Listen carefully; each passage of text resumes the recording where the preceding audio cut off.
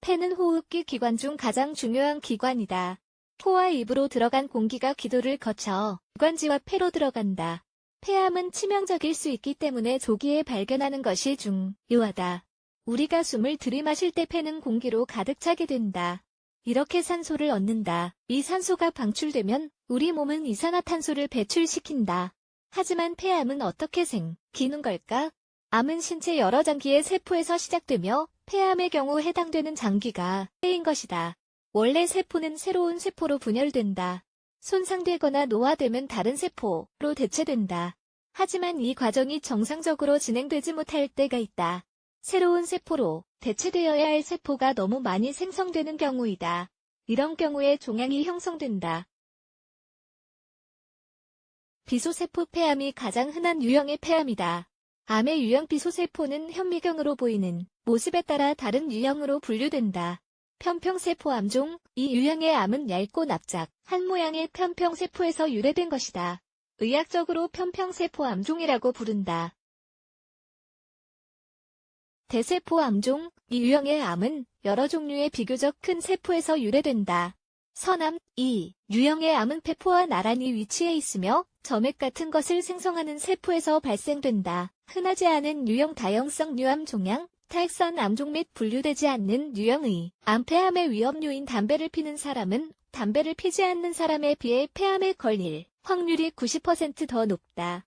간접 흡연도 담배를 피는 것만큼 해롭다. 비소, 실리콘 또는 크롬 같은 물질을 흡입하는 것도 위험하다. 폐암의 증상 폐암 증상을 분명하게 정의하는 것은 사실 불가능하다. 보통 폐암에 걸리면 나타나는 증상은 다음과 같다.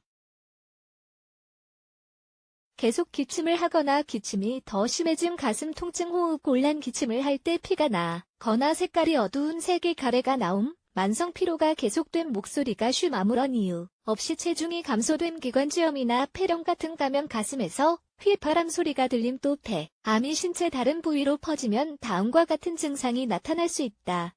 간으로 암이 전이된 경우 피부가 누렇게 된 뼈 통증 두통 팔다리가 약해짐 어지러움 발작 면역계에 세포가 쌓여 림프절이 부음 이런 증상이 3주 이상 지속된다면 병원에 가서 가슴 엑스레이를 찍어보아야 한다.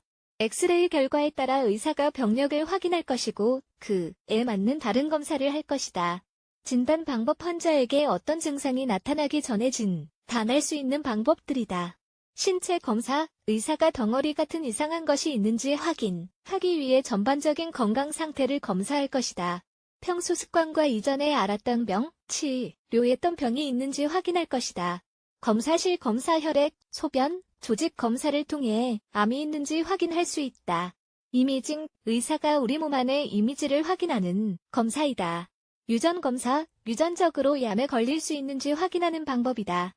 폐암 치료 방법도 여러 가지가 있다. 심각성이나 손상된 정도에 따라 다른 치료법으로 치료해야 한다. 가장 일반적인 치료 방법은 다음과 같다.